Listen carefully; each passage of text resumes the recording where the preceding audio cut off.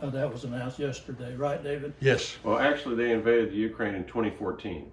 that's right. It's Right. just been a continual thing with periodic lapses. Well, there's been some more activity in the last Yes. couple of days. Much more violent. Right. So my question is, I'd like your comments on what in the world we're doing. Is our president going to get us in a war with Russia? Why do we care more about the borders of Ukraine than we do our own borders? What are we going to do, and what are the Republicans going to do to keep us out of a war with Russia? Well, we're in a difficult position right now. The United States of America is in a variety of different ways, okay? By way of example, if you don't stop Russia now in the Ukraine, then you increase the likelihood that they're going to attack elsewhere, with the Balkans being next. And we saw what happened with Adolf Hitler in the 1930s and the appeasement doctrine of Neville Chamberlain, who was the Right. Prime Minister of the United Kingdom. So we Right. have to be mindful of the past. Right. At the same time, you've got China that is looking at how the world reacts to the invasion in Ukraine as they decide whether now is the time to invade and conquer Taiwan. They're already being very, very aggressive in the South China Sea, building up military bases in places that used to be coral reefs. So it's complex. There are a lot of moving pieces, and there are a lot of potential dominoes that can fall in a lot of different directions. The bottom line, I think, is this. For 75 years, America's policy with respect to NATO and Europe has been wrong. How has it been wrong? We have allowed Europe to rely on the United States more than we should have. It's kind of like welfare. You pay people not to work, it's hard to eventually get them to work. And with Europe, we have been providing their national defense, which means that they have not been investing as much money as they should have themselves, as much manpower as they should have themselves, to have the kind of national security and national defense that they should have in place. And I'll say that in this kind of context. You look at the number of people, Russia versus Europe. Well, Europe, Western Europe, has about 3 times the population of Russia. Then you look at economic activity, economic prowess.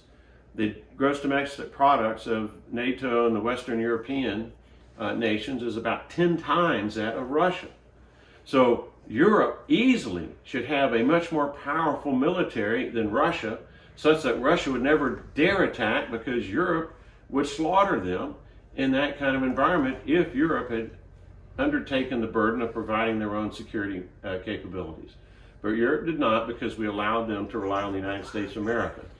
Donald Trump was an exception to this rule. He tried to get NATO nations to pay more of the cost of the defense of Europe, which would have benefited everybody, because to the extent that Europe increased their military capability and their allies of ours, that means combined we have that much greater capability. So basically you've got the tail, which is Russia, wagging the dog. The dog should be the one that's in control, because they have more people, they have greater economic wealth, they should have greater military.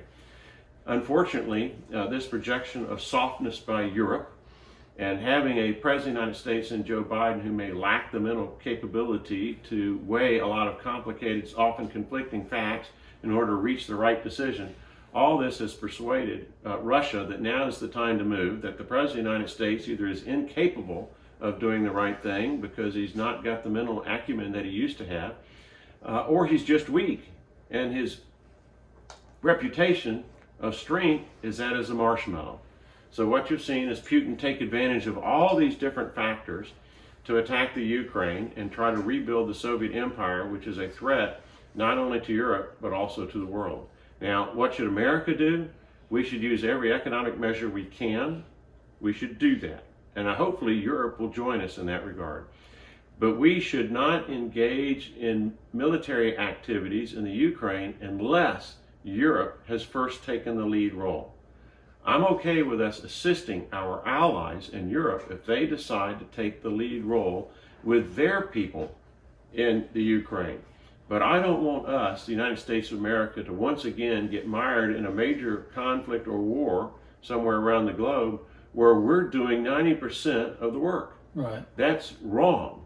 And if Europe doesn't care enough about it, then I have to question whether we, when they don't care, should supersede them and spend our resources, our men and women in uniform, and our dollars when they themselves were at risk are unwilling to defend themselves. I agree with that. Well, Congressman, I've taken enough of your time. I know you've got a schedule to keep. I appreciate you being so clear about your answers and taking all the questions, regardless of what they were, and trying to explain your position. Anybody who takes the time to listen to this today that doesn't know you will get a good glimpse into where you stand on these issues. We appreciate you taking your time and giving us these answers. Well, my pleasure, and I'd be remiss if I didn't add, if you want to help, go to mobrooks.com. That's our website, mobrooks.com. This is your country, your opportunity to express your views on the direction you want for the United States of America going forward 6 years. Thanks for visiting Bibb County.